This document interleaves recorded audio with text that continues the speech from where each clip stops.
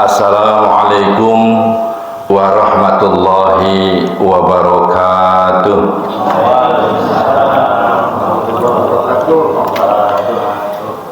Innal hamdalillahi nahmaduhu wa nasta'inuhu wa nastaghfiruh wa na'udzu billahi min syururi anfusina wa min sayyiati a'malina may yahdihillahu fala mudhillalah wa may yudlil fala hadiyalah. Asyhadu an la ilaha illallah wa asyhadu anna Muhammadan abduhu wa rasuluh. Allahumma sholli ala Muhammad wa ala alihi wa sahbihi ajma'in, amma ba'd. Para hadir, ibu-ibu, kali bapak-bapak yang insya Allah dirahmati oleh Allah Subhanahu wa Ta'ala, dalam majelis yang insya Allah dimuliakan oleh agama kita, yaitu Al-Islam. Salawat dan salam semoga Allah limpahkan kepada baginda tauladan kita Nabiullah Muhammad sallallahu alaihi wasallam, kepada para keluarganya, sahabat-sahabatnya, dan insya Allah kepada kita semua yang masih senantiasa taat menjalankan syariat-syariatnya serta berupaya dengan sekuat tenaga baik pikiran maupun fisik untuk menghindari larangan-larangannya. Para hadir yang dirahmati Allah, tausiah pada pagi hari ini saya akan membahas osteoporosis, ya. Mungkin kita sering mendengar apa itu osteoporosis, ya. Tentunya dengan perspektif medis dan Islam. Nah, hal ini sangat penting diangkat karena kita yang sudah sepuh, yang sudah berada di atas 30 tahun, apalagi yang sudah mengalami usia 50 tahunan ke atas, itu siap-siap mengalami apa yang disebut dengan osteoporosis. Kalau masih ada yang muda, ada pemuda atau pemudi, ya, kita pun mempersiapkan diri supaya pada saat lebih usia dari 30, bahkan menginjak dari 50 ke atas, hal seperti ini adalah fisiologis, umum menurut ilmu medis. Kita akan menghadapi sakit. Kenapa saya menyampaikan hal-hal yang berkaitan tentang sehat dan sakit? Karena sejatinya Islam itu mengajarkan adalah perbuatan yang sebanding dengan jihad melawan penyakit, karena salah satu syarat kita beribadah supaya bisa menetapi rukun-rukun, wajib-wajib dan sunnah-sunnahnya ibadah perlu modal dengan sehat.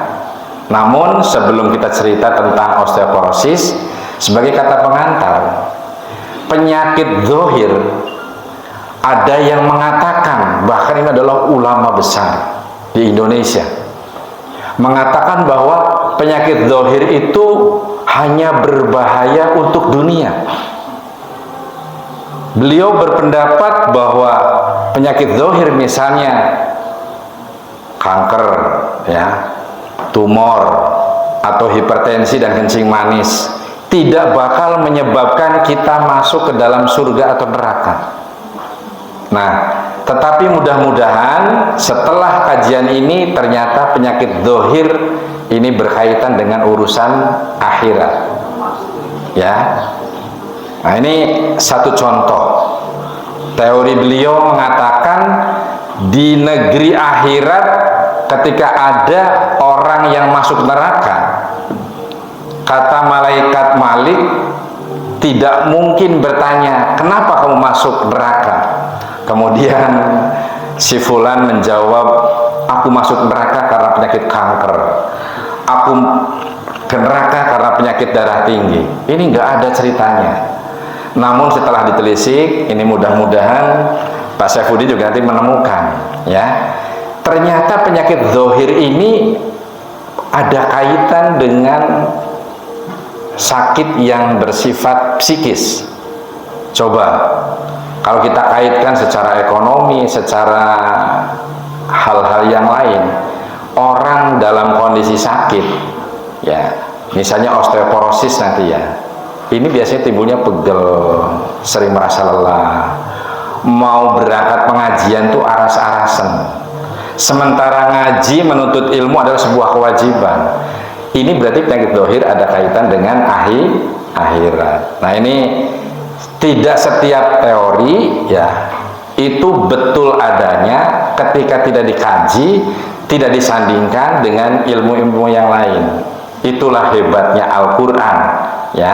Ini mudah-mudahan tadi saya agak tertarik melihat Al-Quran versi medis ini, Pak, yang dulu di-share oleh beliau, sahabat kita, ya. Kemudian ada yang sudah membeli nih, Pak, apa namanya, Pak Saifuddin nih. Nah, saya juga mungkin perlu punya nih. Waktu itu saya tanya ya Pak, linknya kemana? Ternyata ini sudah ada informasi. Alhamdulillah lewat TikTok bisa. Ini ibu kalau ada rezeki, ada rezeki lebih, ini penting Bu. Karena Al-Quran itu begitu dalam mempelajari tentang konsep sehat sakit, karena ini merupakan modal kita masuk ke neraka atau ke surga. Modal awal kita itu perlu sehat. Nah, memang betul pendapat ulama yang tadi saya sampaikan. Saya saru tidak menyebutkan nama, ya, bahwa penyakit zahir tidak menyebabkan langsung kita masuk neraka atau surga. Tetapi justru penyakit ruhani inilah yang menurut Imam Al-Ghazali ini akan merusak dunia dan menyebabkan rusak pula akhiratnya. Banyak contoh Bu. Kalau kita orang yang selalu pengen menang sendiri, benar sendiri, dengan masyarakat tidak pernah mau bergaul, kita pasti akan dikucilkan oleh masyarakat. Ujung-ujungnya karena kita tidak bersilaturahim dengan baik, neraka menanti kita. Ini penyakit ruhani. Memang betul langsung dirasakan. Tetapi konsep yang awal ini, insya Allah saya bukan membantah, tetapi ini adalah sandingan untuk bagaimana ternyata Al-Quran itu memberi jawaban. Penyakit zahir seperti osteoporosis ini sangat-sangat berkaitan tentang ukhrawi, tentang akhirat. Bisa dibayangkan Bu, sholat itu adalah amalan yang diawali dengan takbir, kemudian diakhiri dengan salam. Dengan kondisi kita osteoporosis, ya, kita mau sholat aras-arasan, mau berdiri tidak mampu, mau ruku tidak bisa, mau sujud tidak mampu. Padahal Islam memang betul memberikan rukhsah. Karena sholat tidak bisa diqadha, ya. Sholat itu tidak bisa digantikan dengan amalan-amalan yang lain sepanjang kita masih sehat pikir dan sehat hati, alias bukan ODGJ. Kalau orang yang tidak mabuk, orang yang masih sadar, orang yang berpikiran sehat dan berhati sehat, terkena kewajiban tentang sholat. Tidak bisa berdiri, ya kita terpaksa sambil duduk. Tidak bisa duduk, terpaksa kita sambil berbaring. Itu kepentingan kita untuk urusan akhirat, ternyata perlu modal sehat. Nah, dari kaitan ini saya akan menyampaikan osteoporosis, perspektif medis dan Islam. Nah, ini nun sewu Pak, saya memang kalau menyiapkan materi seperti ini cukup hati-hati, karena kita harus membuka landasan teori medis sekaligus saya mencari dasar hukum yang asbabun nuzul Qur'annya itu pas, ya. Kemudian asbabul wurud hadisnya juga harus matching, tidak serampangan Pak. Dan saya insya Allah bertanggung jawab karena menyiapkan materi seperti ini. Ternyata Al-Quran merupakan sumber ilmu yang menuntun kita untuk selalu tampil sehat dan prima, karena sebagai modal untuk ibadah. Nah, pada urusan sakit Allah itu jauh-jauh sebelumnya ini sudah mensitir di dalam Quran surat Al-Baqarah. Surat kedua, boleh dibuka Bu, ini pentingnya kita sama-sama haji ya. Ayatnya ayat 155 ya. A'udzu billahi minasyaitonir rajim ya. Diawali dengan walanabluwannakum bisyai'im minal khaufi wal ju' wa naqsim minal amwali wal anfusi wa thamarat wa basyiris sabirin ya. Quran itu ya Allah Bu, ini betul-betul sebagai asifah. Coba dibaca dengan lembut, indah, dibaca dengan keras, memberi peringatan kepada kita, menegur kita, dibaca lirih-lirih dengan suara yang senyap, membuat hati dan pikiran kita menjadi bening ya. Ini Quran ya.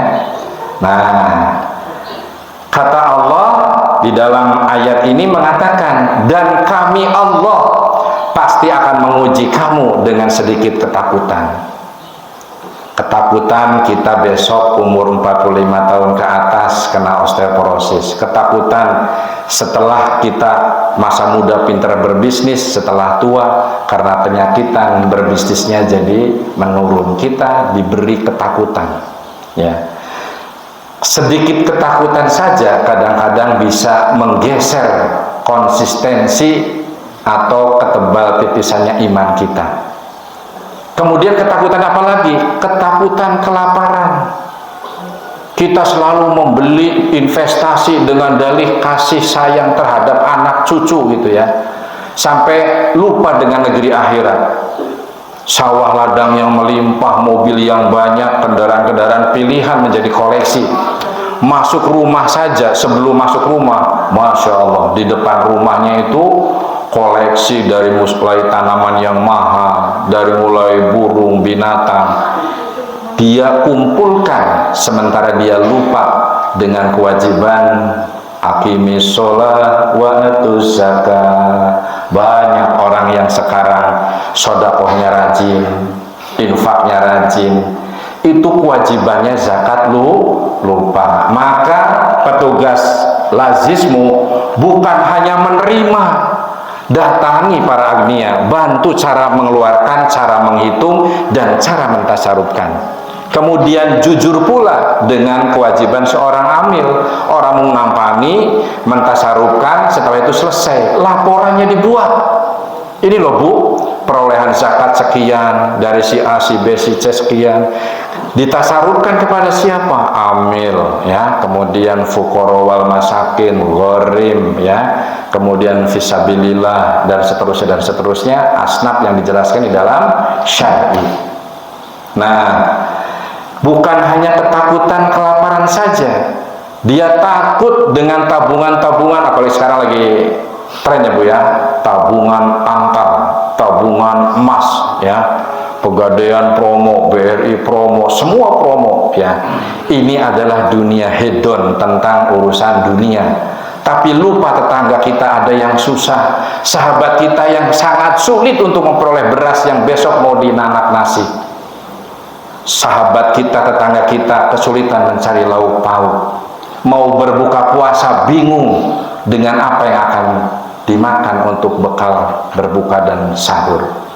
Ini adalah panggilan yang menggelitik bahwa kita memang betul secara fitrah memiliki ketakutan kekurangan harta, ketakutan direnggut jiwanya, meninggal mendadak, ketakutan kita kekurangan buah-buahan dan sebagainya. Dan sampaikanlah kata Allah kabar gembira kepada orang-orang yang sabar. Sabar ke orang wis Bu, wis duwe sakilo asin, sakilo beras, ayem ya. Sudah muslim cukup di situ? Tidak. Yang merasa miskin, yang merasa fakir, terus menggali potensi. Bergaullah dengan mencintai masjid, bertemulah dengan para agnia di masjid. Agnia sayang kepada yang miskin menghormati kepada agnia. Jangan miskin langsung sombong. Orang miskin sebenarnya suudzon, Wah, kata sugih merentah makan, sugih tapi pelit, sudah suudzon duluan, tidak pernah berkumpul berjamaah di dalam masjid. Coba kalau kita dibingkai dengan suasana seperti ini. Padahal ajaran Islam, yang tua wajib sayang kepada yang muda, yang muda wajib hormat kepada yang tua. Ini dalam berbagai hal, bukan hanya tua umurnya atau tua usianya. Ya, mungkin boleh saja saya lebih tua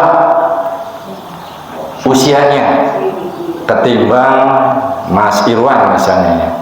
Tetapi belum tentu dalam bidang teknologi IT mungkin beliau lebih tua, sehingga saya hormat sama beliau tentang urusan kebutuhan admin YouTube Toha Putraan. Begitulah saling menghormati.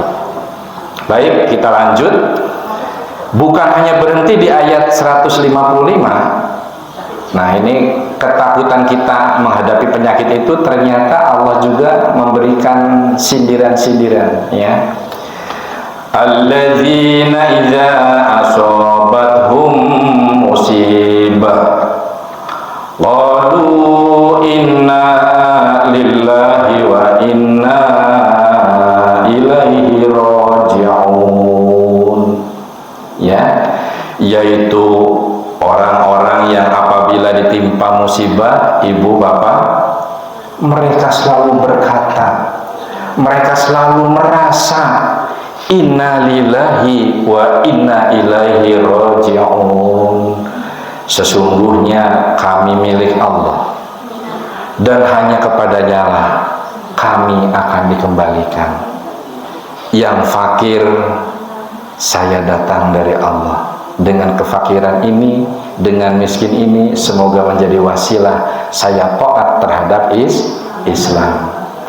Si agnia, si yang kaya, alhamdulillah, saya ini diuji dengan melimpahnya harta benda, kekayaan, sehingga mudah-mudahan dengan harta dan kekayaan saya bisa mengasihi sayangi sesamanya. Begitulah Islam, agama yang sangat mulia, agama yang saling menebarkan cinta, kasih, dan sayang. Maka di sebelah sana adalah sering ada agama yang mengatakan aku adalah agama kasih. Islam apalagi Rahman wa Rahim, ya, mengasihi dan dikasihi oleh Allah, ya. Baik, selanjutnya Allah juga meneruskan sindirannya, ya, di sini di dalam surat Al-Baqarah lagi, ya, terusan dari ayat ini, surat ini maksud saya 157. Monggo dibaca, ya. Ulaika alaihim shalawatun min rabbihim wa rahmah wa ulaika humul muhtadun, ya. Mereka itulah yang memperoleh ampunan dan rahmat dari Tuhannya. Siapa yang memperoleh rahmat dan ampunan? Orang-orang yang sabar dengan kondisi ujian. Orang-orang yang tadi dalam ayat sebelumnya, ya, mereka selalu merasa aku datang dari Allah dan akan dikembalikannya kepada Allah pula. Mereka akan mendapat rahmat dan ampunan dari Tuhannya. Dan mereka itulah sejatinya orang-orang yang selalu diberi petunjuk oleh Allah Subhanahu wa ta'ala. Maka bulan Ramadan ini dikatakan bulan mubarak, bulan penuh barokah. Karena apa? Bayangkan ibu, jika Al-Quran pada bulan Ramadan, tepatnya tanggal 17 Ramadan, tepatnya di Gua Hiro, ketika Nabi sedang berkhalwat, ya, turunlah 5 ayat pertama Al-Alaq, ya. Nah, sampai-sampai dalam peristiwa itu dihitung menurut hitungan Masehi tahun 2006 Masehi kalau tidak salah, 2006 Masehi. Coba kalau salah nanti dikoreksi. Nah, ini merupakan berkah yang luar biasa.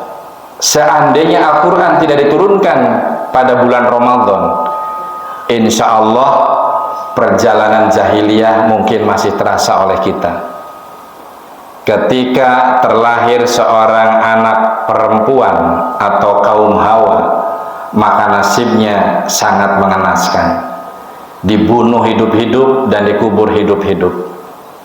Ya, sampai-sampai sahabat Nabiullah Muhammad sallallahu alaihi wasallam, Umar bin Khattab radhiyallahu an, kadang ketika ingat masa jahiliyah, ketika belum tersentuh dengan Al-Qur'an, kadang dia menangis sampai sejadi-jadinya. Lantas dengan suasana yang sama pada saat setelah nangis, tertawa terbahak-bahak persis seperti orang yang menghuni rumah sakit jiwa. Kenapa? Karena ingat kejadian kelakuan pada saat Al-Quran belum menyentuh diri beliau. Mungkin kalau jahiliyah sampai sekarang masih dan belum diturunkan Al-Quran, kita kaum pria ini lebih busuk, lebih buruk dari seekor ayam jago yang tidak pakai celana, tidak pakai baju koko, boro-boro pakai peci, ya. Bangun tidur mendengar azan berkumandang, ya, Allahu Akbar, Allahu Akbar, langsung bok bok bok bok ya. Nah itu apa namanya? Belum bersih-bersih, belum cuci muka. Kata orang Jawa apa ya? Apa belek ya Pak ya? Apa tuh kalau belek, kalau orang Sunda belek tuh ya, cile, masih kotoran di mata masih ada, belum dibersihkan. Yang dicari begitu ada betina yang menarik hatinya, langsung dikejar, langsung celingkring, siap wassalam. Dan penginnya nafsunya selalu berganti-ganti. Mungkin jahiliyah ketika masih terjadi sekarang, ibu-ibu itu nggak ada harganya, Bu. Sudah bosan, akhirnya manis, ya. Manis apa, Bu? Nah, sepah dibuang. Nah, ini naasnya saat Al-Quran belum turun. Itu yang dimaksud. Al-Quran itu adalah mukjizat yang sungguh luar biasa dan merupakan barokah dari Allah yang luar biasa nilainya. Nah, baik, setelah kita menghayati ayat yang disebutkan di atas, kita perlu memahami, masuk kepada tema, ya. Yang pertama, definisi atau pengertian osteoporosis. Sering mendengar ya Bu ya. Tapi kalau belum ikut ngaji, nanti biasanya meskipun pernah membaca, kadang-kadang agak-agak lupa ingat, ya. Jadi reaksinya abu-abu. Nah, sekarang kita alhamdulillah di Masjid Abdul Aziz ini kajiannya itu lebih maju, lebih canggih dibandingkan pengajian-pengajian di tempat-tempat lain. Ini merupakan sebuah terobosan, ya, untuk masjid dan musolah yang sedang bersemangat PRM Kemurahan. Nah, ini perlu dipikirkan nih, ya, seperti ini. Karena apa? Ternyata indera manusia ketika mendapatkan penjelasan hanya dari pendengaran saja, Bu, itu kurang maksimal kalau kita tidak melihat, ya. Makanya ada yang disebut ainul yakin, ya. Dengan melihat kita semakin yakin, ya. Setelah melihat dengan ilmal yakin, dengan iman kita yakin seyakin-yakinnya bahwa ini adalah prinsip-prinsip kebenaran Islam, ya. Dengan cara-cara begini, oh ya, sambil membaca. Osteoporosis adalah suatu penyakit atau kondisi di mana tulang menjadi lemah, ya. Bukan hanya lemah karena penghancuran sel-sel tulang atau sel-sel osteo, Pak Mantri, ya. Osteo itu tulang, ya. Karena sel-selnya itu mengalami kerusakan sehingga mudah patah tulang atau fraktur namanya, ya. Fraktur itu patah tulang. Barangkali ibu mendengarkan ada ceramah fraktur hepatika, gitu ya. Nah, ini sebenarnya istilah yang keliru. Kalau fraktur itu untuk tulang, tapi pada dunia kekinian itu fraktur hepatika, karena fraktur itu patah, hepatika itu hati, katanya patah hati. Nah ini penyandingan bahasa yang kurang pas, tetapi favorit di kalangan anak-anak muda. Mohon maaf ya, aku nggak bisa ngaji lagi fraktura hepatika. Nah ini kalau kelihatannya keren ya, ngerti bahasa medis tapi keliru penempatannya. Nah sama Pak, ini Pak Abdul Rosid, ini sedikit Pak nasihat ya, berbahasa Arab itu memang lebih afdol, tapi akan lebih afdol lagi kalau gharibahnya tata bahasanya diperbaiki lagi. Nah saya kalau pas ngobrol dengan Pak Abdul Rosid karena pakai bahasa Arab, tapi saya kan mendapatkannya kan tata bahasa pada saat saya mondok, saya ini ya agak bingung Pak ya. Jadi ini sudah bagus, tapi akan lebih afdal lagi tata bahasanya diperbaiki. Contoh misalnya, kalau saya bertanya kaifa haluka ya, kan kalau bahasa pasarnya kif haluk, apa ya telinganya itu ya. Kalau kaifa haluka kan apa kabar ya ahi, kepada laki-laki. Kemudian kalau kepada wanita berbeda lagi ya. Nah, ma ismuka ya, siapa namamu gitu ya. Wah, Isma Muhammad Toha ya. Kalau ma ismuki, wah ismi ya, Fatimah misalnya itu. Ini perlu Pak di ini ya.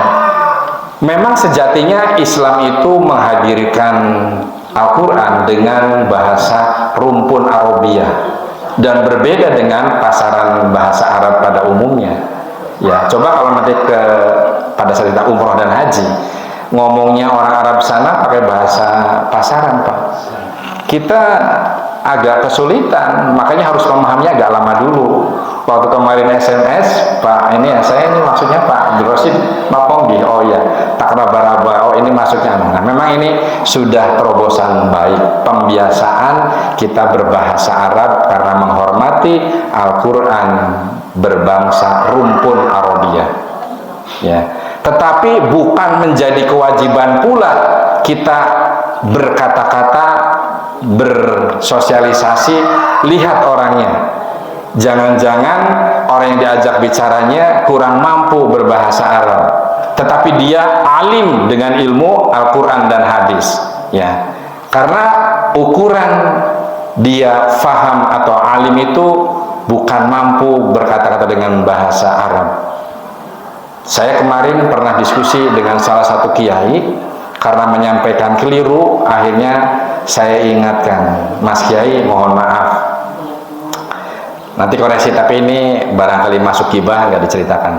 Nanti kita kapan-kapan duduk bareng, kita bedah kitab tentang yang disampaikan kemarin pada forum olahraga Pak ya. Di forum olahraga beliau menyampaikan sepertinya hukum, tapi ternyata itu bukan hukum, karena hadisnya dhaif. Seperti tidurnya orang yang sedang berpuasa itu adalah ibadah, itu kan hadisnya hadis dhaif, tidak bisa untuk jadi hujah.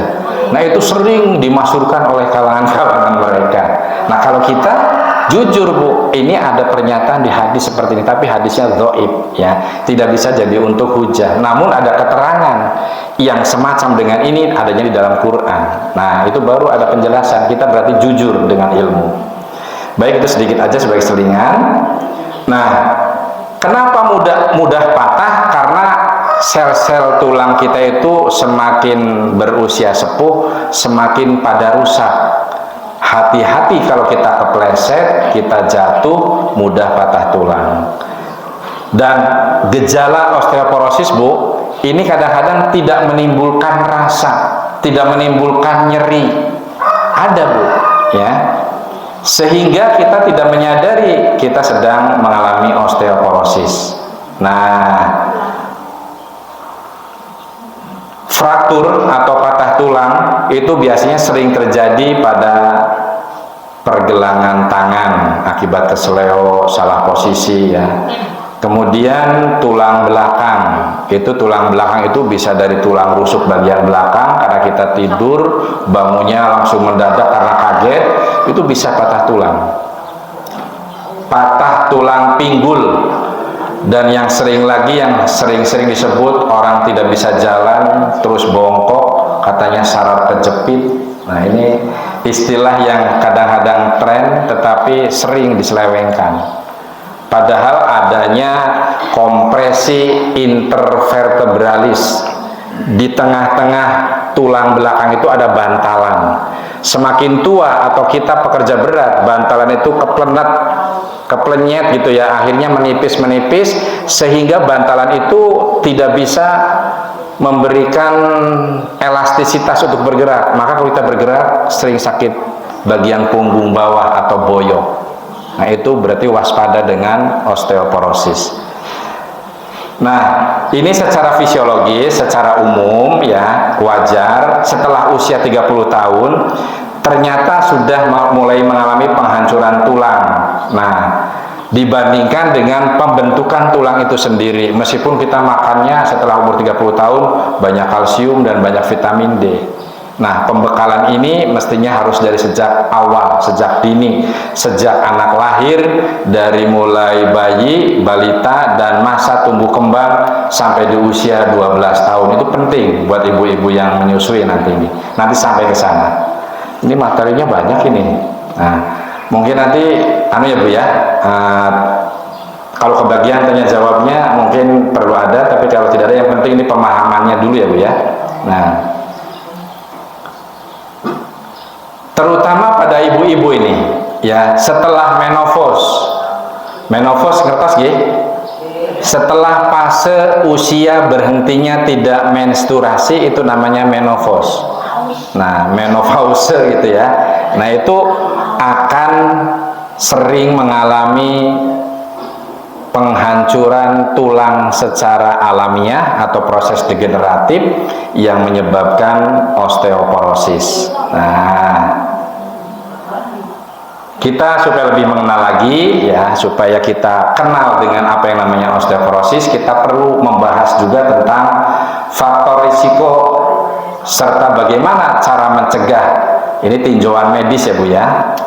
Ini kita berbicara tentang faktor resiko terjadinya osteoporosis. Ini terjadi pada usia lanjut, tadi sudah ya. Nah, ternyata ini lebih dominan menyerang kepada ibu-ibu. Kenapa kira-kira Bu? Nah, ternyata ibu-ibu ngaji ini luar biasa. Ibu itu adalah orang yang sodakohnya luar biasa.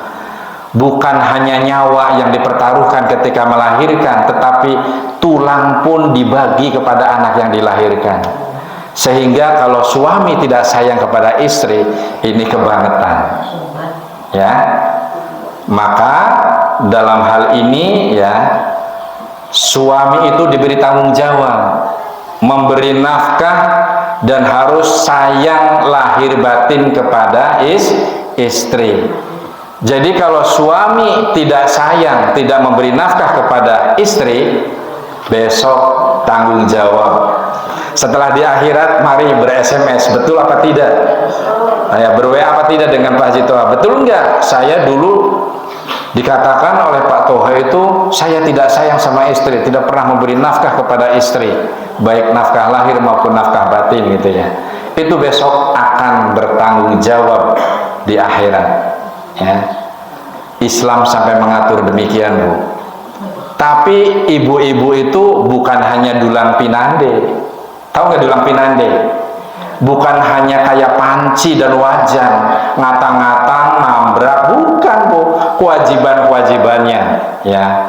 Suami berangkat usaha, salaman, dicium, didoakan ya, didukung, jangan difitnah, jangan dibikin dia risih. Wah, ini suami saya malam-malam begini belum pulang, jangan-jangan. Nah ini ya, begitu datang terlambat, pulang assalamualaikum, tidak dijawab salamnya, langsung dijawabnya dengan gebrugan pintu, bukanya tidak ikhlas ya, kemudian kukusan maju alias monyong. Nah ini kewajibannya harus tunaikan. Islam mengatur sampai sedemikian rupa ya. Nah itu kalau dikumpulkan semua penyakit hati seperti itu, ternyata berkaitan dengan penyakit zahir. Orang yang jasmani tidak seimbang dengan sehat rohaninya, tadi senang suudzon, buruk sangka, ghibah, namimah, itu hatinya itu selalu berkecamuk hal-hal yang buruk, sehingga imun tubuh lemah. Akhirnya yang nantinya misalnya kita akan rapuh tulangnya pada usia 45 tahun, umur 40 sudah sakit boyok, lara encok, debu lepek klok. Nah itu karena dari pikiran juga, dari ruhani kita. Nah selanjutnya faktor resiko yang berikutnya, ini di samping tadi usia lanjut sering terjadi lebih banyak pada wanita, ya, riwayat keluarga atau genetik. Kalau kita punya keturunan orang tua yang umur 45 sudah bongkok, sudah skoliosis tahu nggak? Meyeng ke kanan, meyeng ke kiri, ada yang bongkok ke depan atau lordosis namanya. Menurut saya Pak Menteri, Bu Bidan, ya, ini mungkin istilah ini dijumpai di kalangan orang-orang medis, ya. Nanti ini kita supaya paham. Nah itu nasabiah itu penting, Bu. Maka dalam Islam sampai-sampai, Bu, mau menikahi seseorang, baik laki-laki maupun wanita, mau memilih, salah satunya nasabihanya dicari. Kalau bisa mah gantengnya dapat, cantiknya dapat, nasabnya baik, kemudian ya, terus apalagi kekayaannya juga ada, ya, hebat gitu ya, pinter cerdasnya juga dapat. Tapi itu bukan menjadi prioritas, karena itu semua akan berakhir di dunia. Namun yang paling menjadi prioritas, Islam mengajarkan lidiniha, yang agamanya baik, ya. Sampai-sampai dalam sebuah hadis, ya, lebih baik menikahi budakmu yang hitam ketimbang menikahi wanita yang cantik molek tetapi tidak Islami. Coba kayak apa Islam itu memberikan pengajaran yang sungguh-sungguh maha kaya untuk umatnya. Tapi kita tidak pede menjadi orang Islam, ya, tidak menjalankan ilmunya. Hanya sekarang yang sedang berkutat Ramadan itu berlomba-lomba menghitung ayat, sudah hatam sekian kali, sudah hatam sekian, pokoknya ya. Tapi ketika difahami, suruh difahami, katanya malas, sungkan itu loh. Ya akhirnya gitu. Cek Jama Sundama, cul dog lengit igelna. Apa tahu nggak? Gendang kalau lagi ditabuh rasanya nikmat, enak, tapi kalau sudah tidak digendangi, Bu, lupa, ya. Begitupun kita mempelajari Al-Quran, besok Quran pun akan protes. Mengapa? Why? Ya. Kenapa kita pada saat hidup tidak mempelajari dan meyakini, serta yang paling penting amalun bil arkan, diamalkan dalam perbuatan. Itu baru kita berquran, berimam kepada Quran yang lebih berkualitas. Nah selanjutnya ini memang kalau dijabarkan satu persatu banyak sekali faktor risiko berikutnya ya. Ternyata kekurangan kalsium dan vitamin D ini akan memicu cepatnya muncul osteoporosis. Juga terjadi seringnya kepada orang-orang yang mager, malas gerak atau malas berolahraga. Mau kemeringet, nedahar, nemaam, nemimi, neminum, pengennya kemeringet, makan bakso, makan mie, pengennya kemeringet. Namun pas nyebut gawe, mau sing kemeringet, Bu. Tapi untungnya pengen besar. Nah ini Islam sampai mengajarkan ke sana, ya. Nah ini yang lebih berbahaya lagi. Resiko ini akan lebih banyak terjadi kepada orang-orang yang merokok. Alhamdulillah kita sudah taat terhadap fatwa haram merokok. Muhammadiyah itu sudah membuat terobosan yang sungguh super duper, ya. Kenapa? Inna sholata tanha anil fahsya'i wal munkar, ya. Orang yang sholatnya sudah betul, orang yang ibadahnya sudah paripurna dan memahami Islam secara kafah, itu hukum merokok itu haram. Muhammadiyah sudah pas dengan fatwa ini. Tinggal kita manut sami'na wa ata'na, nopo masih balelo. Monggo tanggung jawab pribadi-pribadi besok di akhirat. Ya, ini merokok itu ternyata sangat merusak susunan sel tulang. Ini paling ini Bu, paling banyak ya, penyebab paling banyak merokok. Kemudian konsumsi alkohol yang berlebih. Mulanya kula waktu masih belum memahami kesehatan, dulu ada syair, mengapa minuman itu haram. Nah itu ya, itu Nabi sudah menjelaskan jauh-jauh sebelumnya, didakwahkan oleh Haji Roma Irama. Nah ternyata Islam pun mengangkat bahwa lewat Muhammadiyah, dakwah kultural, dakwah yang mengandung seni dan budaya itu akan lebih terasa indah. Maka sebagian yang lain kadang-kadang ada yang gampang mengharamkan musik, ada yang mengharamkan seni suara. Nah ini ranahnya ranah istihad. Itulah hebatnya kita mengambil jalur wasatiyah, tengah-tengah. Mulanya kalau orang yang belum paham Muhammadiyah kadang-kadang sok merasa saya pindah ke Salafi sajalah, kayaknya Muhammadiyah kurang Islami, ya, itu terlalu dini mengatakan demikian. Coba aja kita pelajari ya, yang namanya HPT, Himpunan Tujuan Tarjih, itu adalah hasil ijtihad jama'i, bukan pendapat orang per orang. Coba kalau di ormas yang lain, baru pendapatnya Ustadz A gitu ya, langsung diyakini, langsung share ke berbagai grup gitu ya. Ya, contohnya banyak Bu. Ya, maka yang terjadi sering menganggap kalau bajunya pakai daster atau gamis baru itu katanya sunnah, ya. Kemudian jenggotnya bagi yang 3 helai pun dipelihara itu sedang nyunah gitu ya. Nah ini menjadi tumpang tindih karena itu asbabul wurudnya tidak untuk di sana. Sementara orang yang tidak berjenggot barangkali ya karena mungkin alasan tertentu ya. Contoh seperti saya. Ini cerita nyata Bu. Ada anak diperiksa oleh saya, tiba-tiba histeri, nangisnya luar biasa, belum dipegang Bu. Iya. Ternyata saya waktu itu kan pernah ya di channel YouTube tuh itu berjenggot. Astagfirullah, ini kenapa sih Bu? Anak tahu saya ini anak trauma kepada orang-orang yang berjenggot Pak. Nah kebetulan Pak Toha ini berjenggot. Nah, waduh.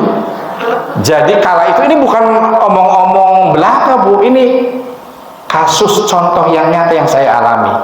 Sehingga saya beristihad, oh nggih, saya adalah orang yang ranah kerjanya membidangi pemeriksaan anak, kadang-kadang ibu-ibu dan sebagainya. Sehingga dengan alasan itu kemudian saya bismillah mencukur, bukan menganggap antipati bagi yang berjenggot, tidak Pak. Karena apa? Ternyata memang betul ya, berjenggot bagi mereka yang keluar jenggot dan tidak mengganggu hal-hal yang lain, itu memang ada yang menganggap sunnah, meskipun itu asbabul wurudnya untuk membedakan antara pasukan muslim dengan pasukan non muslim. Waktu saya menyampaikan, loh kita juga pasukan muslim semua, karena setiap manusia yang mengaku muslim berarti kita tentaranya Allah. Nah dia memahaminya ke sana. Padahal kala itu tentara itu adalah tentara yang sedang berperang supaya tidak salah tembak sasaran, sehingga Nabi menyuruh berjenggot dan isbal, ya, memendekkan di atas mata kaki.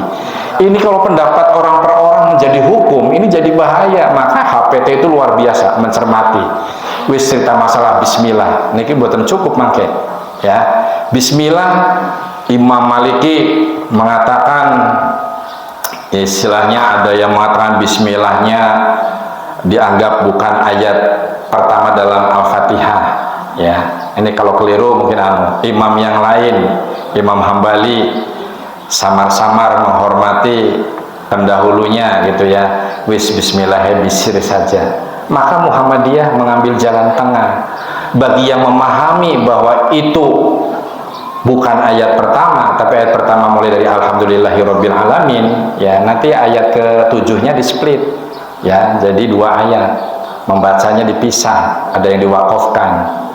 Baru yang terakhir ghairil maghdubi alaihim waladdallin. Begitu. Tapi kalau yang menganggap bahwa bismillahnya ayat pertama berarti siratal ladzina an'amta alaihim ghairil maghdubi alaihim waladdallin. Jadi dua ayat itu dijadikan satu ayat. Kalau kita memahami dengan indah seperti bermuhammadiyah, Islam itu indah, Bu.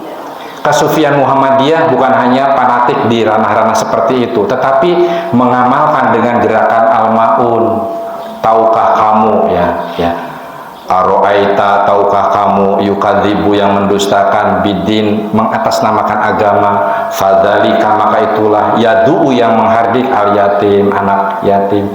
Terus diamalkan sampai-sampai santrinya Mbah Kiai Haji Ahmad Dahlan atau Muhammad Darwis itu protes. Telung wulan orang rampung-rampung surat Al-Ma'un. Ya, jawaban beliau dengan wajah yang penuh senyum. Coba kalau Ustadz zaman sekarang 3 bulan berturut-turut santri diajari Al-Ma'un kemudian protes, langsung melotot meripatnya segede genjring.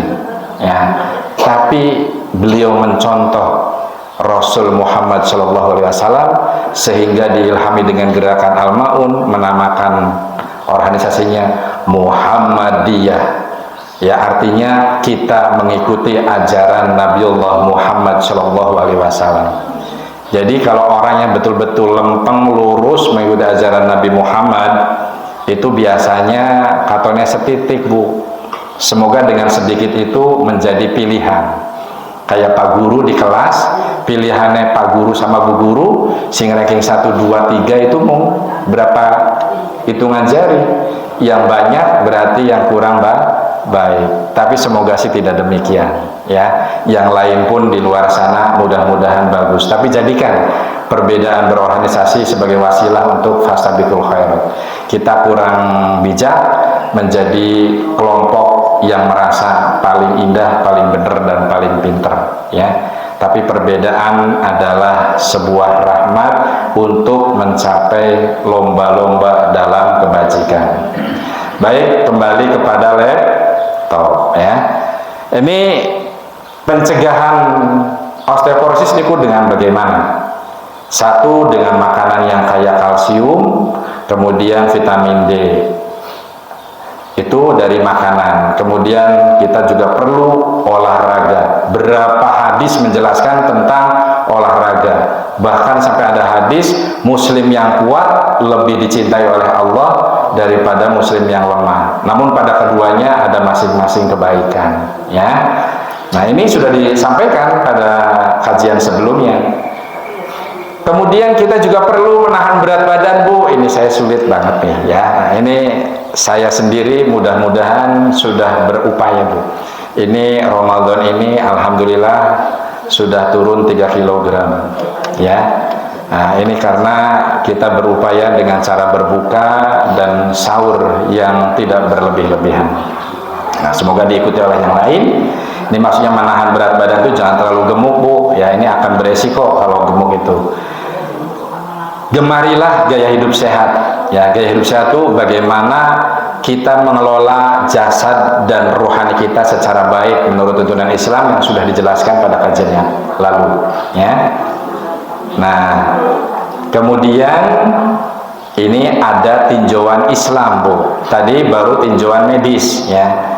Ternyata Ibu Bapak, osteoporosis setelah diteliti itu ternyata bisa diatasi dengan salah satu perbuatan dan amaliyah yang kadang-kadang kita belum paham. Ada perintah yang menyuruh untuk sunnah, ya, sholat duha.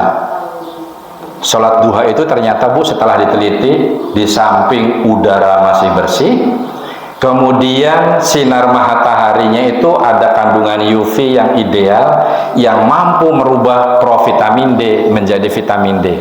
Ya, jadi kita sudah memiliki provitamin D di dalam tubuh. Nah, setelah dipanasi, ya kita kan suruh ke masjid, ke musola, bergerak, olahraga, sholat sunnah duha. Itu sebenarnya lambang bahwa kita umat Islam tidak boleh malas. Jangan sampai orang pengen kaya bangunnya jam 11 siang, tidur malamnya kadang-kadang jam 2:30 pagi, kebalik ya.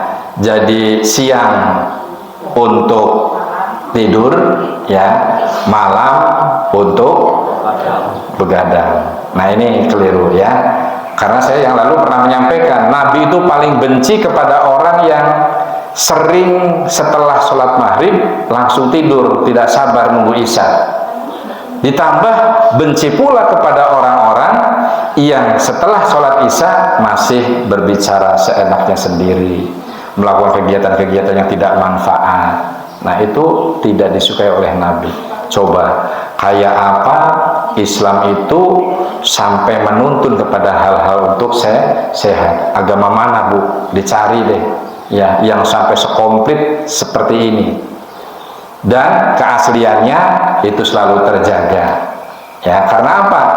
Di agama sana ada kitab yang melalui rekonsiliasi, paham betul rekonsiliasi, melalui perubahan-perubahan campur tangan manusia sehingga nafsu kepentingan masuk di dalamnya dalam Alkitab ya, sehingga timbulnya sekarang tanda tanya besar. Agama mana? Agama samawi mana? Injil mana? Taurat mana yang membolehkan minum khamr ya, kemudian memakan daging babi dan daging anjing? Islam mengatur sampai ke sana. Maka Islam menjadi pelengkap dan penyempurna. Ini termasuk kita membicarakan osteoporosis. Nah, tinjauan Islam ternyata dengan sholat duha sebagai aktivitas fisik dan kita berjemur dengan sinar matahari pagi, ini sangat membantu pembentukan vitamin D, tadi sudah dijelaskan.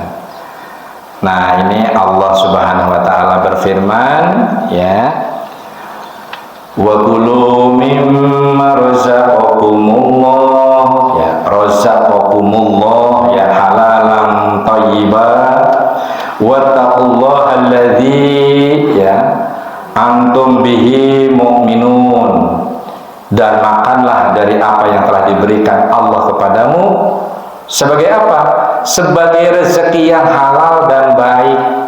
Jadi dalam penjelasan makan pun makanlah yang halal dan yang baik, bukan berarti di situ dan bertakwalah kepada Allah yang kamu beriman kepadanya. Karena dengan takwa mencari nafkah pasti kita selalu berbicara dan membahas tentang batal dan haramnya nafkah yang akan diterima oleh kita. Ini dalam Quran surat Al-Maidah surat kelima ayat 88. Nah, ini cerita sedikit Bu tentang pentingnya makanan, sangat membantu untuk mencegah. Ini ajaran Islam betul-betul jauh-jauh sebelumnya memberikan konsep yang maha agung ya. Ternyata makan itu betul-betul mampu mengendalikan proses perusakan dan rusaknya sel tulang secara dini ya. Ini hadis riwayat Bukhari, bisa dilihat nanti kalau yang memiliki kitab Bukhari ya, nanti ini pada hadis nomor 5439 ya, diriwayatkan dari Anas bin Malik. Anas bin Malik ini usia yang panjang dan dia termasuk salah satu perawi hadis yang terbanyak ya menceritakan hadis-hadis sahih ya. Ini perlu tahu ya. Ia berkata, sesungguhnya seorang penjahit ini mengundang Rasulullah. Nah ini penjahit Pak ya, ini makanya jangan kecil hati menjadi penjahit ya. Ini jadikan ladang untuk beribadah ya. Sesungguhnya seorang penjahit mengundang Rasulullah SAW untuk makan, dan dia yang ia siapkan maksudnya. Lantas si penjahit itu pergi bersama Rasulullah ke tempat makan itu. Kemudian penjahit itu mempersilahkan saya menghadiahkan kepada beliau ya, kepada Rasul Muhammad SAW. Antara lain ini ada Rasulullah itu diberi hadiah itu satu ya, roti jelai ya. Kalau nanti pengen tahu roti jelai, nanti kalau ke Mekah tanya ya Bu, kalau pas di counter-counter makanan roti jelai kayak apa gitu nanti ya. Kemudian sup labu ya, dan beberapa hidangan seperti daging yang sudah diasinkan. Kalau kayak di sini ada jambal apa Bu itu? Jambal ikan tuh ya. Roti ikan, ada asinan, ada petek, ada peda gitu ya. Mungkin sejenis itu. Nah, ini daging di sana banyaknya daging unta. Kemudian daging kambing ini diasinkan. Nah, si penjahit itu ternyata aku melihat Rasulullah itu yang lebih diambil duluan itu mengambil bagian labu dari sekian banyak sekeliling piring yang berisi makanan yang ditawarkan, Bu.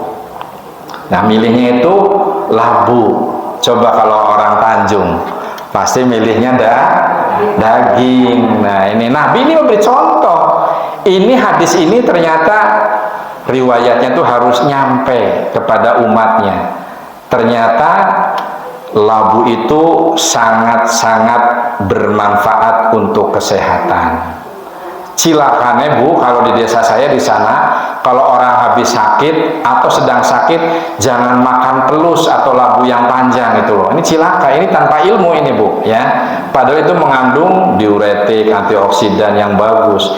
Sing halal diharamkan, yang sebenarnya abu-abu cara membuatnya kayak mie instan, ternyata dipublikasikan baik oleh iklan maupun oleh ibunya. Wis lah, kalau usah liwat sahur sing gampang mie gitu lah. Ini ya cikal bakal munculnya penyakit. Nah, ini disirahkan di dalam Sahih Bukhari ya.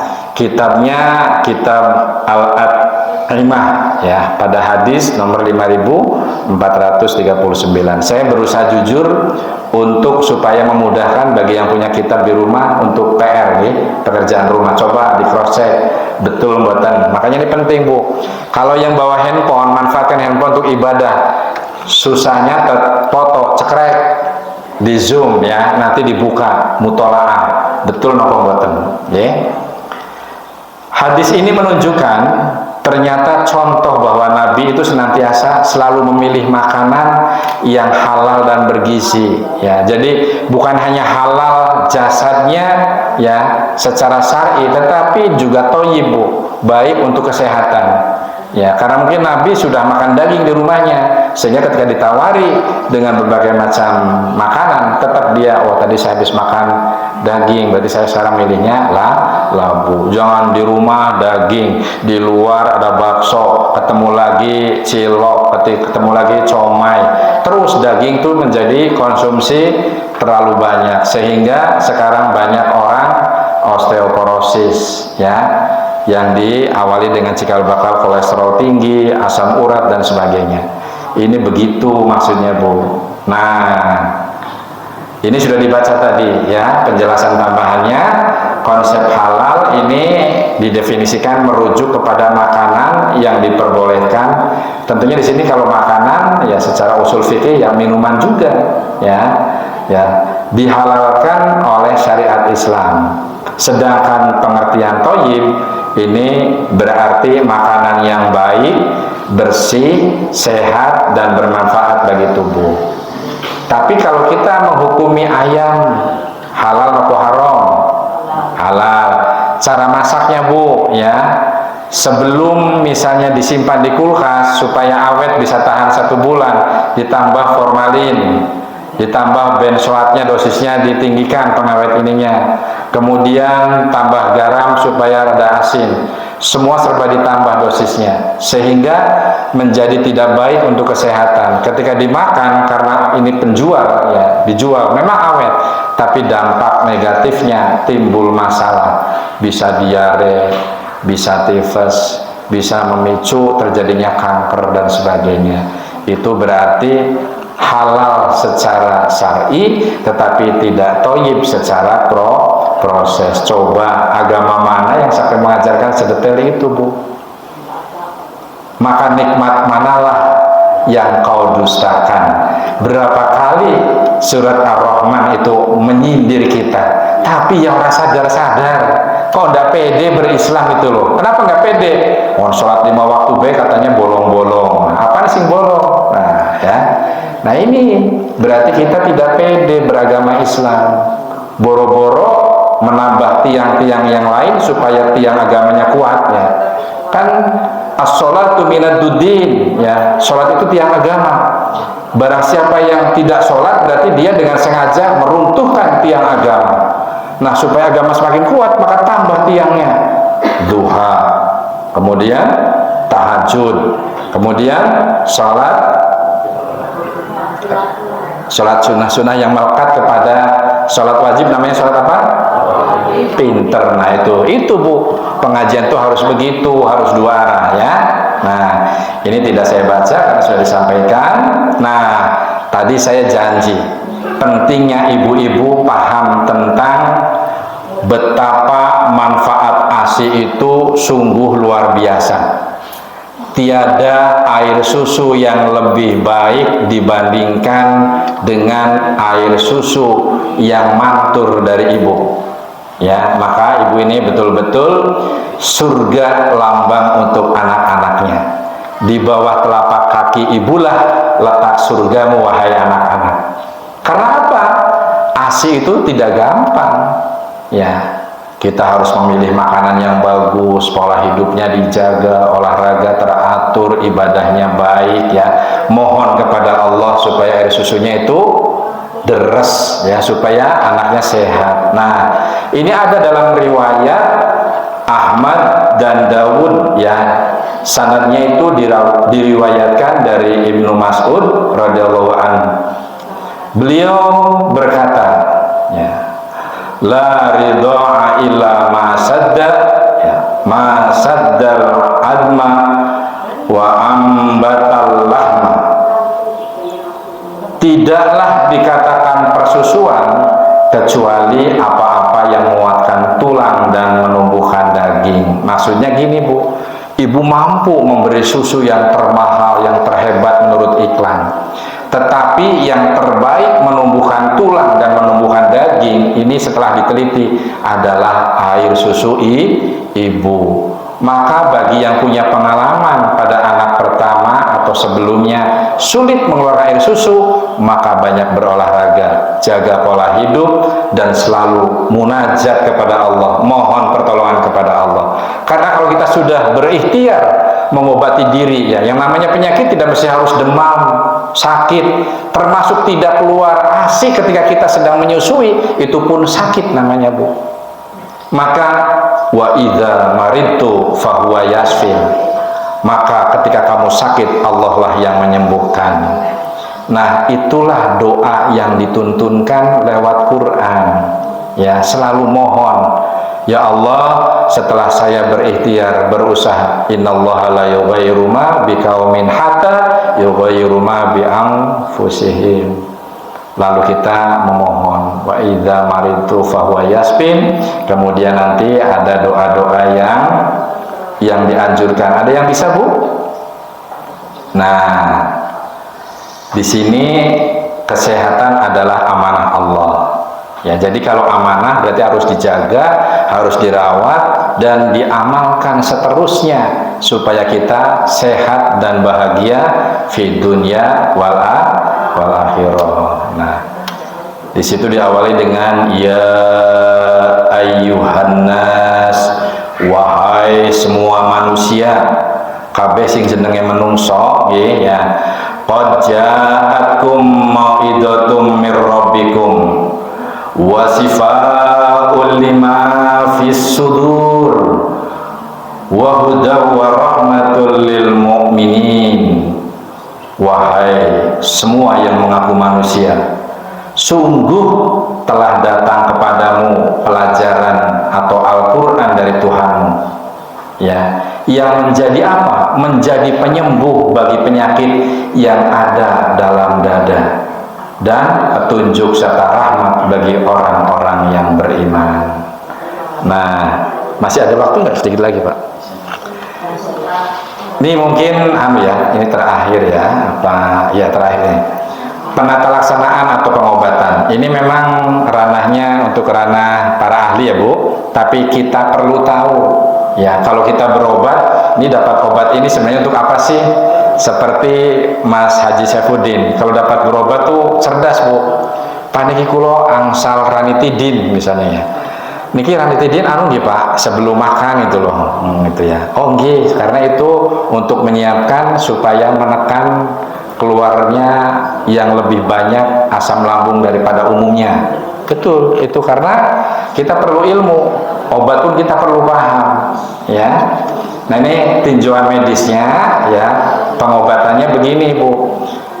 Farmakoterapi itu adalah obat yang perlu diberikan kepada orang yang sedang mengalami osteoporosis. Obatnya namanya bifosfonat.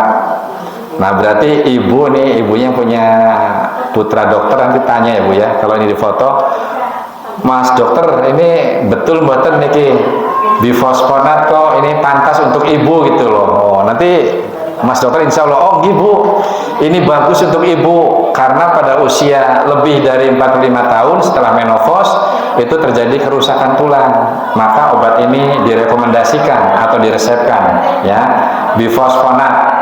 Bisa dibeli Bu ya, ya bisa dibeli bebas kalau nggak wajib resep ini ya. Kemudian obat berikutnya denosumab ya. Nah dan kadang-kadang terapi hormonal misalnya seperti kaki 100 ya. Terus pokoknya kangelan aku untuk urusan medis ya, kaki 100 ya, tapi perlu nah, kemudian diberi juga obat pemicu pembentukan tulang meskipun kita sudah tua, ini butuh ya, supaya yang rusak minimal kalau kita minum vitamin atau suplemen yang mengandung pembentukan tulang, insya Allah suplementasi itu bisa membantu sedikit demi sedikit ya, kan lama-lama menjadi sedikit-sedikit, lama-lama menjadi bukit. Nah ini jadi kita sama, kita sampai belajar harus nabung, kita nabung obat di dalam tubuh sedikit-sedikit seperti kandungan kalsium dan vitamin D. Ini pada orang-orang sepuh ini perlu ini ya, daripada beli terlalu banyak mie instan, mie ayam, kemudian seblak ya. Ini ibu-ibu nih lebih baik dikumpulkan uangnya, sering-seringlah konsumsi suplementasi yang mengandung kalsium dan vitamin D. Ya ini adalah bentuk ikhtiar ya. Nah sekarang sampai kepada non farmakoterapi yang bukan tinjauan medis ya. Berhentilah dari merokok, begitu juga berhentilah dari kebiasaan minum alkohol, terutama merokok Bu. Bagi mereka yang sudah kecanduan, sulitnya katanya setengah mati Bu. Lebih baik tidak makan sehari daripada tidak merokok, kata teori orang ahli hisab, bukan hisab ya. Ini menurut ahli hisab ya.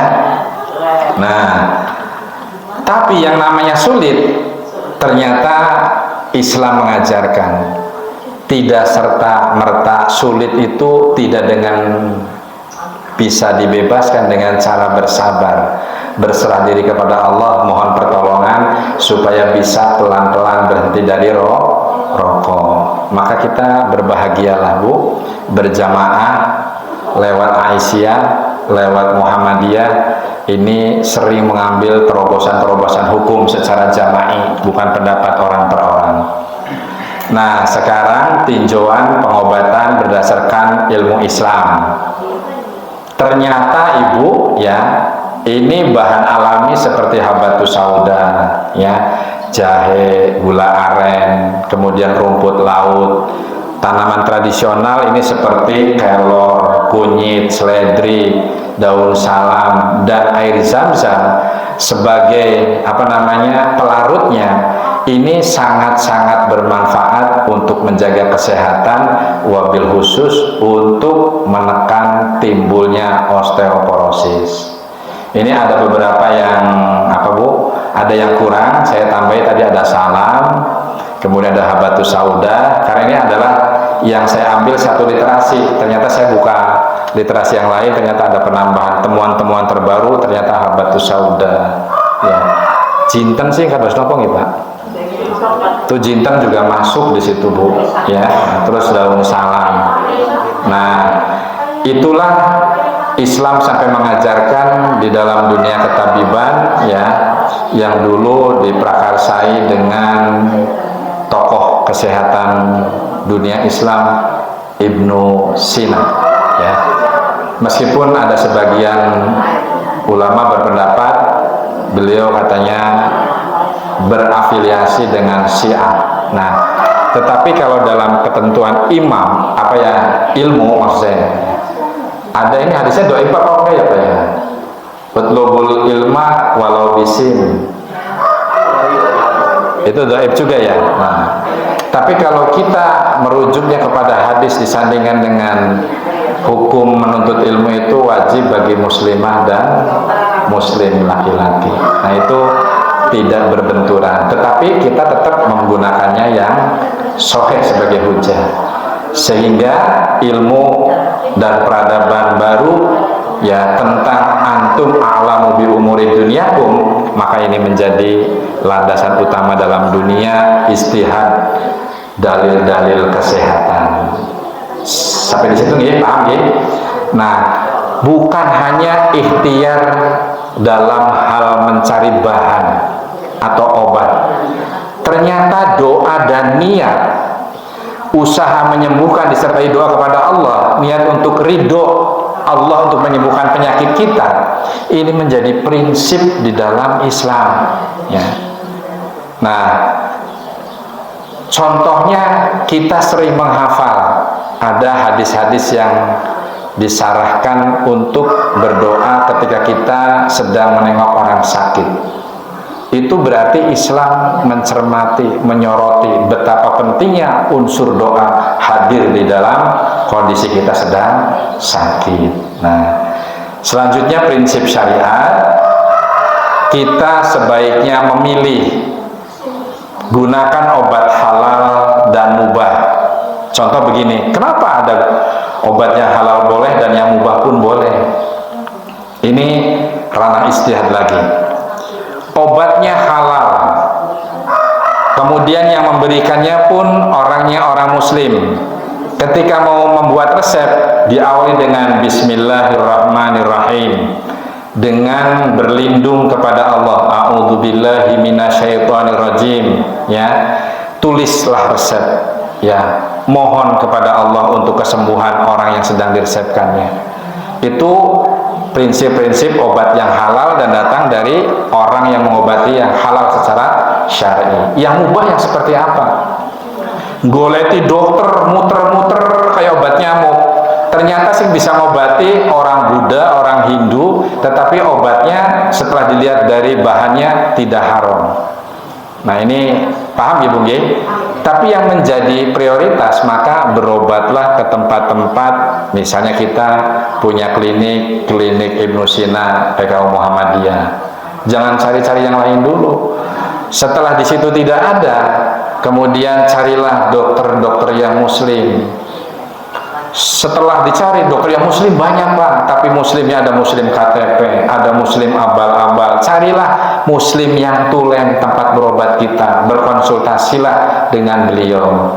Nah, itu yang secara syar'i. Coba Bu, kurang apa beragama Islam ya? Nah, yang mubah itu yang tadi seperti tadi contohnya Pak. Nah, itu bisa jadi begini, vaksin konon ditemukan dari serumnya babi. Orang Islam belum bisa menemukan, sementara ini hukumnya wajib untuk memperoleh pengobatan dan pencegahan karena ini fatal hukumnya. Kalau tidak digunakan, kalau tidak dipakai, dia pasti akan mati, misalnya menurut tinjauan ilmu kedokteran. Nah, itu baru alternatif terakhir ya. Tetapi terus kita mencari terobosan-terobosan sebagai ilmuwan muslim, mencari supaya serum yang halal diambil dari misalnya ayam, dari sapi, dari onta, dari kambing dan sebagainya. Itulah pentingnya Islam supaya tidak tertinggal dalam peradaban keilmuan. Saiki ilmune masih mikiri kunut, ana sing ora kunut. Ada yang menyalah-nyalahkan sholat tarawihnya masjid onoma 4 salam telung rokaat langsung witir gitu ya. Itu namanya bukan tarawih gitu, itu namanya tahajud. Nah ini ada Pak yang ini, kita jangan terbawa-bawa lalu. Onoma 23 gitu ya. Kemudian sholatnya katanya pengen dapat pahala tapi ngebutnya minta ampun. Kayak lawet mau cebok gitu ya. Siat gitu ya. Nah, saling poyok-poyokan. Nah, itu bukan ciri dari Muhammadiyah, bukan ciri dari pengamalan warga Muhammadiyah. Kalau kita mampu memberikan nasihat secara baik, maka nasihatilah. Yuk, sholatnya Neng Abdul Aziz. Yuk, sholatnya di Nurul Haq gitu ya. Itu indah Bu. Jangan moyokine kentang, ngajaknya beli gelem. Nah ini yang paling rugi jadi orang yang seperti itu. Nah, baik, ringkasan akhir ya. Ternyata Bu, osteoporosis itu dapat dicegah dan dikelola dengan menggabungkan pendekatan ilmiah dan ajaran Islam. Itu tadi sudah dijelaskan. Menjaga kesehatan tulang ini adalah sebuah wujud amaliyah syukur atas nikmat tubuh yang diberikan oleh Allah. Karena kita apa? Kita itu khalifatu fil ardi, pengelola, penguasa bumi. Jadi kalau kita tidak sehat, mana mungkin kita bisa menjadi pengelola bumi. Sehingga kalau kita tidak sehat pikiran dan sehat ilmunya, sekarang yang dipilih pemimpin-pemimpin dari pucuk pengambil keputusan tertinggi, kepala paling tinggi, diambilnya oleh orang-orang yang tidak Islami. Sehingga produk-produk hukumnya kadang-kadang mencederai dan menyakiti hati umat mayoritas, yaitu Islam. Siapa yang rugi? Sampai yang kabeh. Karena apa? Saat memilih serap silau dengan amplop 50.000. Nah itu harus disosialisasikan. Minimal bapak batur sekasur ya, sedulur sasumur ya, terus gitu ya, disosialisasikan. Hati-hati milih pemimpin. Pak, ora tega nasi 50.000. Ya kalau ora tega, wis prinsipnya begini, niat. Innamal a'malu binniyat. Mereka sombong, mengumbar syahwat, membagi-bagikan untuk menyuap, sementara yang disuap dan yang menyuap adalah nar. Niati bukan menerima suapan, niati saya berbuat sombong kepada orang yang sombong, insya Allah itu menjadi ibadah. Tapi tetap toblos orang yang lidini hanya bagus, itu baru jempolnya 2 begini ya. Siap boten Bu yang akan datang? Siap ya. Nah awas kalau patohan calon bupati orang didukung wong Tanjung niki. Nah ini nanti bukan patoha ini tapi patoha-patoha yang lain. Saya sudah tua ya, maksudnya generasi-generasi Islam muda-muda yang lain itu wajib menempati posisi-posisi strategis untuk menjadi imam, baik di tingkat desa, tingkat kecamatan, tingkat kabupaten, wilayah dan pusat, harus ditempati oleh orang-orang yang hanif, orang-orang yang lurus, orang-orang yang selalu berimam kepada Quran dan Sunnah. Maka dalam nuzulul Quran ini kan suasana sudah 17 Ramadan betul Pak? Ini sudah 17 Ramadan ya, berarti suasana nuzulul Quran. Kenapa kita berbahagia dan memperingati? Karena nuzulul Quran itu adalah turunnya Al-Quran pada tanggal 17 Ramadan ya, di bulan ini. Kemudian tahunnya 2006 Masehi ya, ini menurut hitungan Masehi.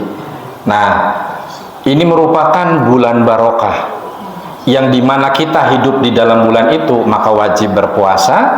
Bagi yang tidak mampu karena sakit dan perjalanan, maka perlu mengganti sebanyak hari-hari yang ditinggalkan di hari-hari yang lain. Nah, ini dilandasi dengan surat Al-Baqarah ayat 183, 85. 83-nya perintah, kemudian 84-nya keterangan teknis tentang siapa yang boleh tidak berpuasa, siapa yang boleh membayar fidyah, dan siapa yang wajib membayar puasa. Itu dijelaskan. Ini Quran. Jadi kalau sudah dasar hukumnya Quran, tidak ada lagi perselisihan yang perlu diperdebatkan.